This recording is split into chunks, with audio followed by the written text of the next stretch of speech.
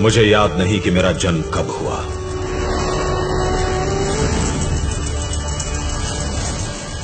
पर मुझे विश्वास है कि मैं किसी योद्धा की तलवार से उठी चिंगारी से उत्पन्न हुआ। मैं अग्नि हूं, वही जिसे देश प्रेमियों ने प्राणों की आहुति देकर पवित्र किया और जिसे ओडिशा की महान संतानों ने अपने हृदय में जीवित रखा।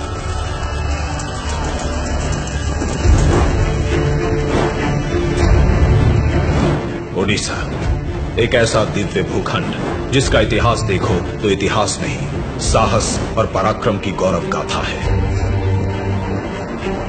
ओडिशा को जीतने मौर्य आए, मुगल आए, मराठा आए, पर हार जीत के परे ओडिशा सदा ही अदम्य रहा। फिर एक समय ऐसा आया जब राज्यों पर राज्य निकलता, उपनिवेशवाद का अजगर ओडिशा के खोरधागढ़ तक आ पहुंचा। खोरधा के महाराज मुकुंद देव द्वितीय अभी बालक थे और उनके दीवान और मंत्री जोई राजगुरु के कंधों पर शासन का भार था। ईस्ट इंडिया कंपनी ने राज्य पर अधिकार मांगा तो जोई राजगुरु ने उन्हें युद्ध की चुनौती दी।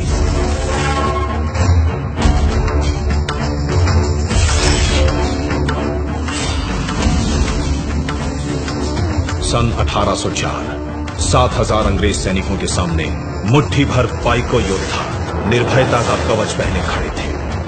अंग्रेजों की जीत निश्चित थी, पर हारने से पहले रणधीरों ने ऐसा समर मचाया कि रणचंडी हर्षित हो नाच उठी।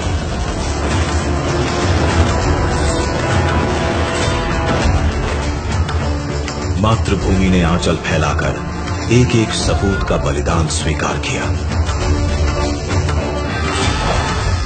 अंग्रेजों ने जोई राजगुरु पर मुकदमा चलाकर निर्ममता से उनका वध कर दिया।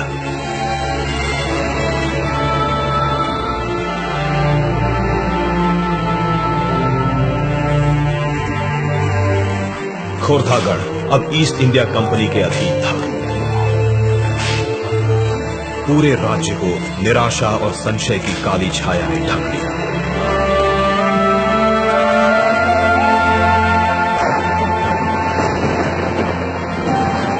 ऐसे में पाइको कुल गौरव बक्सी जगबंधु अपने महान पूर्वजों के पुण्य प्रताप को कैसे धूल में मिलने दे सकते थे। 1817 में सबल भुजाएं फड़क उठी, इंद्र के वज्र में कंपन हुआ, काला आकाश कड़कती बिजलियों से धवल हो उठा। तेजस्वी पाइको खड़ग अपनी मयान से बाहर आई और सरदार बक्सी ने पहले स्वतंत्रता संग्राम का शंखनाद किया।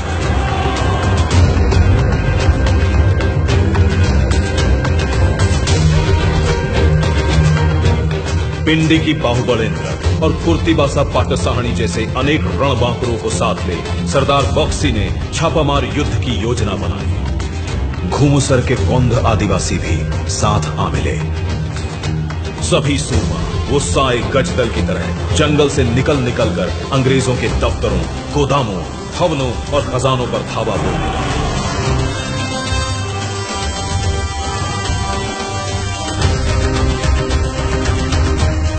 पाइको विद्रोह की क्रोधाग्नि में शत्रु ध्वज भस्म होने लगा। उसी दौरान पारड़क मुंडी में सोरा विद्रोह हुआ। मणापुर, नयागढ़, दसपल्ला में क्रांति के प्रखर सुर सुनाई पड़े। केंदुझर के भुइयां सरदारों ने तलवारें तानी। पूरे 10 वर्षों तक सरदार बक्सी प्रतिकूल परिस्थितियों से हारे बिना लड़ते रहे। फिर एक दिन उन्हें धोखे से बंदी बना लिया गया, पर क्रांति की आग अब दावानल बन चुकी थी, जिसे वीर सुरेंद्र साय जैसे राष्ट्रभक्तों ने जलाए रखा।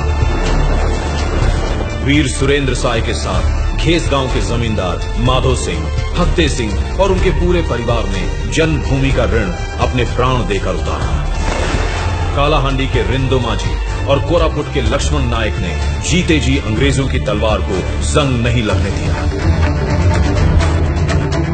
देशभक्त बलिदान के ऊंचे से ऊंचे कीर्तिमान स्थापित कर रहे थे। तो अंग्रेज सरकार क्रूरता और नीचता की गहरी खाई में उतरती जा रही थी।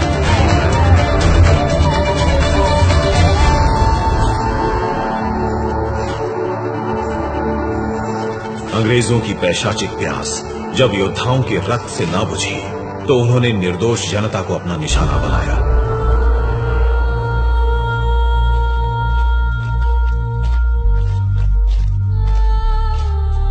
कभी एमको सिमको मैदान में निहत्थे आदिवासियों पर गोलियों की बौछार की, तो कभी इरम में शांतिपूर्ण प्रदर्शन करते लोगों का संहार किया। इन रक्त तीर्थों पर बेकसूर लोगों की चीखें जैसे आज भी हवा में ठहरी हुई हैं। लेकिन ऐसी अनगिनत चीत्कारों और पुकारों के बीच जब बालक बाजी राउतर की मासूम आवाज सुनाई देती है तो आत्मा में शूल सा उतर जाता है। अंग्रेज पुलिसकर्मियों ने कुछ प्रदर्शनकारियों की हत्या कर दी थी। जन आक्रोश से बचने के लिए छुपते छुपाते जब वे लोग नीलकंठपुर घाट पहुंचे तो उनका रास्ता एक नन्हे नाविक ने रोक लिया। तुमने माने सबको हत्या करी, हमने तुम को डॉक्टरी नदी पार करे भी नहीं। बहुत धमकाने पर भी जब 12 साल के बाजी राउतर का संकल्प न टूटा तो एक निष्ठुर अंग्रेज ने दहकता हुआ अंगारा कोमल से सीने में उतार दिया। अंतिम क्षणों में भी बाजी राउतर अपने साथियों को चेताता था।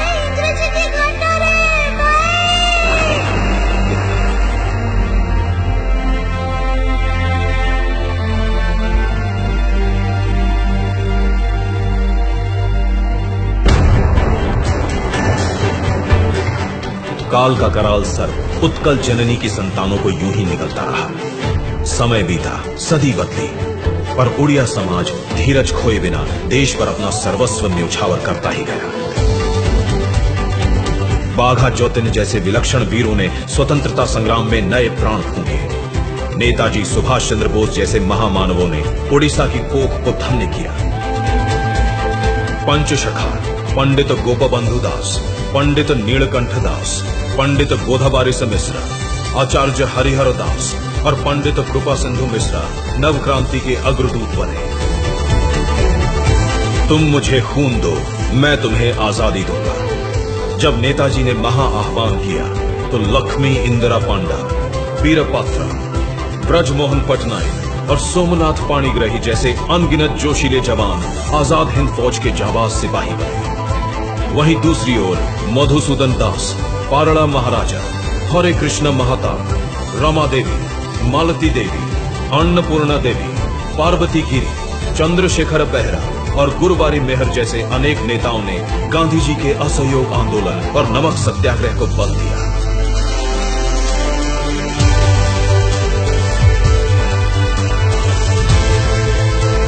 कांत कवि लक्ष्मीकांत ने वंदे उत्कल जननी की रचना कर पूरे प्रदेश में नव ऊर्जा का संचार किया। भारत छोड़ो आंदोलन का आगाज हुआ तो बरगढ़ जिले के पनीमोरा ग्राम का हर व्यक्ति अंग्रेजों को भारत से बाहर खदेड़ने बढ़ चला। ओडिशा के शेर हर मोर्चे पर तैनात थे। 1804 में शुरू हुआ महायज्ञ 1947 में जाकर सफल हुआ। क्रांति की मशाल से उत्सव के दीप जलाए गए।